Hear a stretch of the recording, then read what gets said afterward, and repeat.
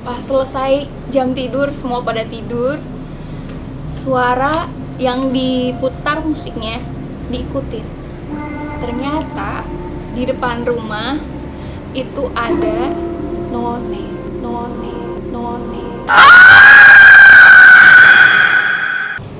Selama 4 bulan ini aku sudah pindah tidur di kamar lantai 1.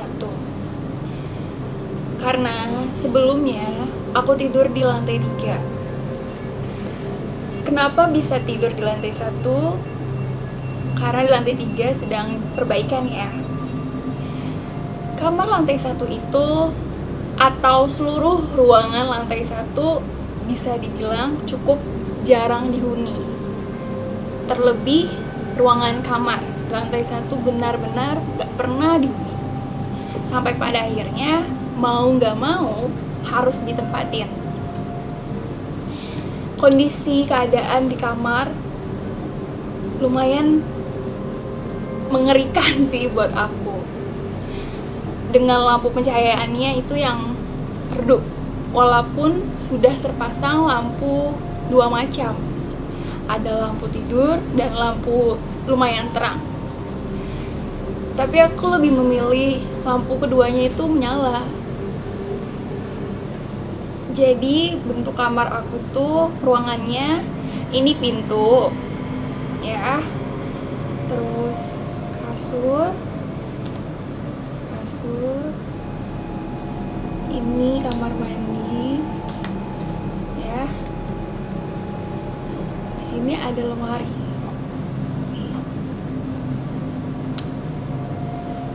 Sudah dibilang sebelumnya kalau misalkan keadaannya itu sangat remang-remang banget.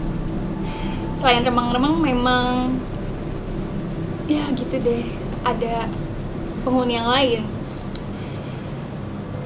Awal-awal biasa aja aku tinggal di sini, tapi lama-kelamaan, termasuk kemarin lusa itu aku mengalami.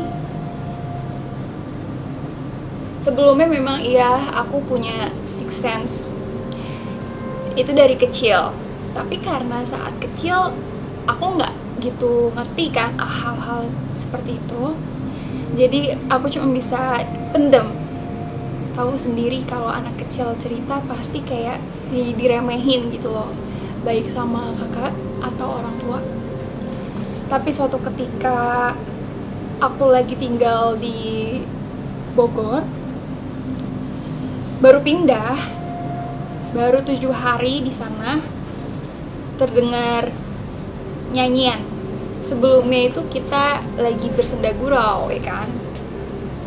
Pas selesai jam tidur, semua pada tidur, suara yang diputar musiknya diikutin. Ternyata di depan rumah itu ada none.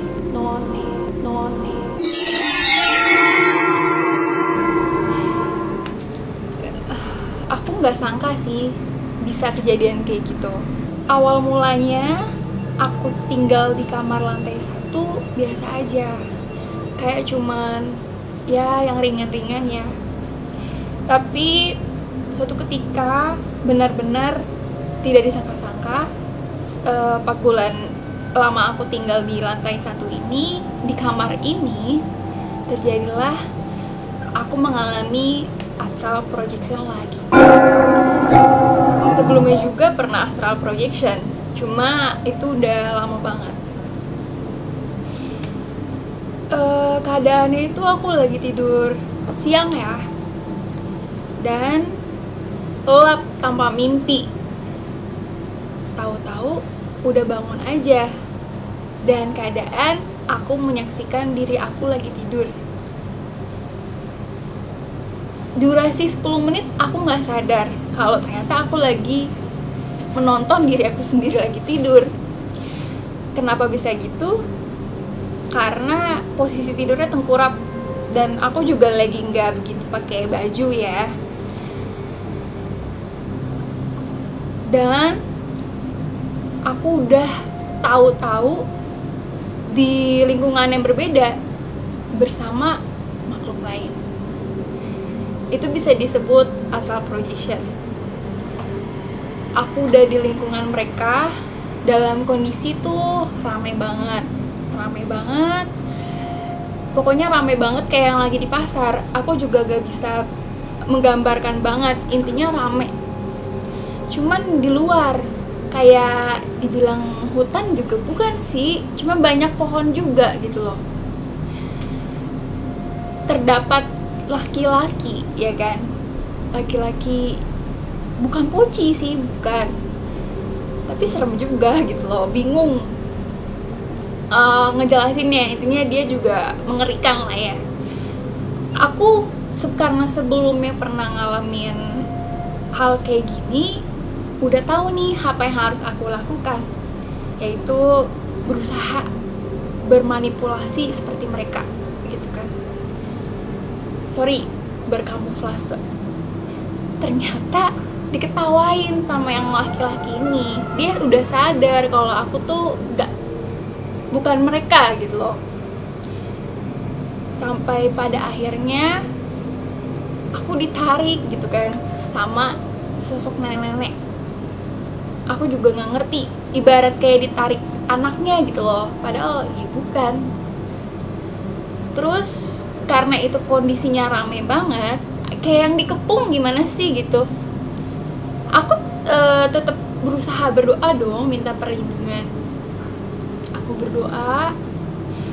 Keadaan sih aku fisiknya sesek ya, sambil berdoa juga gitu. Selesai baca ayat kursi, dikoreksi lah sama sosok yang laki-laki aku bilang tadi itu. Gimana makin gak down ya kan, ya malah kayak gini, kayak yang sia-sia gitu kan. Tapi tetap terus baca aja surat pendek apa segala macem, minta perlindungan. Sampai pada akhirnya kayak yang mau masuk nggak masuk gitu loh kondisinya, ya kan. Aku udah kayak berseberangan nih di lingkungan yang rame tadi, yang mereka banyak lagi kayak rapat, gak ngerti lah itu. Terus mau berseberangan ke lingkungan kamar aku lagi. Memang agak sulit dipercaya, tapi memang keadaannya kayak yang mau masuk gak masuk gitu. Pada akhirnya aku masuk dengan kondisi aku yang tengah-tengah, ya kan. Bisa dibilang mungkin kalian yang pernah ngerasain itu seperti ketindihan ya. Terus pas aku buka mata, aku seperti mengigau, tapi bukan mengigau. Memang aku lagi mengatakan tolongin aku gitu kan. Padahal sadar betul ya, sebelumnya aku bilang kondisi di lantai 1 itu jarang dihuni, bener-bener jarang dihuni. Selain saat harus mau nggak mau dihuni tempat itu. Posisi aku udah terlentang, pas bener-bener melek, buka mata dengan belalak gitu, ada yang nontonin dan dia seperti menyeringai. Ketawanya tuh agak ngeledek ya bahasa kita. Tapi aku nggak khawatir, maksudnya nggak terlalu takut sama dia, karena memang dia yang di situ. Seperti yang tadi aku udah gambarin kondisi di kamar aku itu, yang lagi nontonin aku tadi itu dan menertawakan aku itu, yang ngeledek, ada di atas lemari biasanya. Tapi dia posisinya di atas lemari itu kalau misalkan habis maghrib. Ya udahlah ya, aku langsung ke kamar mandi. Tapi aku nggak menoleh ke kaca. Kebetulan di kamar mandi ada kaca, ya kan. Terus aku keluar dari kamar. Seperti biasa nggak ada siapa-siapa karena jarang dihuni lantai 1 tuh. Menenangkan diri di ruang makan sambil mikir, kenapa ya kok bisa mengalami hal kayak gini lagi. Sampai pada akhirnya aku memutuskan untuk berbagi cerita kepada salah satu kerabat aku, dan memang dia juga agak mengerti dan juga menyukai hal seperti ini.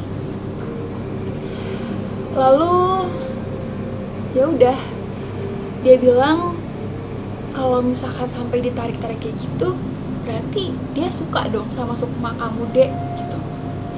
Ya aku rada bingung ya, karena aku udah bilang kalau misalkan aku udah lama banget gak ngalamin kayak gini gitu loh. Paling sekitar lucid dream aja, kayak aku mengatur mimpi gitu loh. Kan susah tidur nih, kayak request mimpi gitu kan. Percaya nggak percaya memang bisa. Kayak pengen mimpi ini, pemainnya ini, udah gitu. Atau kayak misalkan, ya nanti selanjutnya aku jelasin ya. Ya udah, malam datang, maghrib kan tuh. Aku pikir sampai di situ aja ya kan ceritanya. Ternyata masih berlanjut. Udah nggak biasa sih di lantai 1 kalau maghrib tuh kondisi pintu aku di lantai 1 itu nggak pernah mau tutup rapat. Nggak tahu kenapa, walaupun udah nyalain lampu keduanya gitu loh. Lampu keduanya itu ada lampu tidur sama lampu yang lumayan terang ya keadaannya. Aku nyalain tuh dua-duanya, tapi pintu tetap aku nggak mau rapat sama sekali. Jadi bener-bener aku kasih apa ya, buka sedikit pokoknya intinya. Ternyata memang ya minusnya itu, niatnya kan biar supaya cepet bisa kabur ya kalau misalkan jiper, tapi ya apesnya sering lihat yang lari-lari ya kan, kayak gitu-gitu. Ya udahlah, karena itu udah biasa.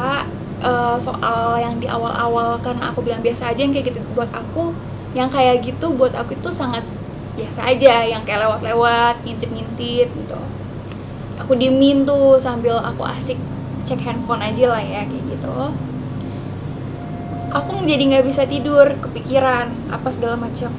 Karena setelah itu aku ngerasa energi aku jadi kayak bawaannya sedih, males, maunya tiduran, tapi centil gitu kan, bingung.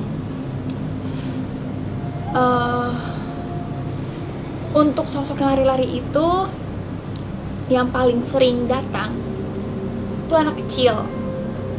Dia sebenarnya sih ada di ruang tamu. Nah, untuk ruang tamunya sendiri itu dia ada di samping kamar banget posisinya. Jadi ini di lantai 1 ini pintu depan, terus ada kayak buat ruang naruh sepatu lah, terus motor kayak gitu. Baru di sini ruang tamu nih. Nah, dia tuh suka di sini karena di sini di depan rumah tuh kayak ada pohon apa sih, pohon belimbing sama pohon mangga gitu loh. Tapi ya balik lagi ya, karena suatu tempat yang jarang ditempatin, pasti disenengin sama makhluk kayak gitu, yang sering lari-lari, ngintip-ngintip nih, karena kayak oh di kamar lantai 1 ada orang nih sekarang gitu. Caper lah intinya dia, yang anak kecil. Anak kecilnya ini nggak pendek sih, dia rada-rada tinggi lah, ibarat kayak kelas 2 SD kali ya. Tapi dia nggak menakutkan, cuman dia jahil. Pernah waktu itu kejadian dimana aku dibangunin, ya kan? Cuman ini mau dibangunin disuruh sholat. Kaget, takut, makasih, itu bercampur aduk perasaannya. Ya udah, sholat kan tuh, lagi-lagi ngalamin juga yang namanya diikutin dari belakang. Kirain cuma firasat aja gitu kan. Itu namanya nggak fokus dong. Ya gimana ya, namanya juga kalau kita nggak pernah nyaman ditinggal di suatu tempat yang kita nggak biasa, emang kita di situ, apalagi jarang dihuniin, tiba-tiba dihuni, pasti ada aja gangguannya. Ya, yang ngikutin sayangnya itu bukan cewek, mendingan cewek sih menurut aku, poci. Kenapa? Karena kalau misalkan poci itu langsung lemes, beneran lemes banget. Ya udah, aku pura-pura nggak lihat dia. Karena gini istilahnya, kalau misalkan dia yang lihat kita yang apes, kita yang lihat dia yang apes, kayak gitu ya kan. Kalau dua-duanya lihat ya dua-duanya yang apes, istilahnya kayak gitu. Ya udah, itu sih hal biasa buat aku. balik lagi ya cerita di awal. Sampai malam aku masih kepikiran aja. Pada akhirnya aku begadang, gak bisa tidur. Ya, karena malah disatronin tuh sama mereka. Kayaknya itu ada penduduk-penduduk yang juga dari lingkungan situ deh. Aku kurang tahu sih, karena kondisi rumah aku balik lagi belakangnya itu ada kali. Nah, namanya juga kali ya kan, tahu sendiri seperti apa. Jadi dia suka nyebrang juga gitu, ibarat kita mampir gitu sih. Nantiin cerita selanjutnya ya, masih banyak cerita dari aku.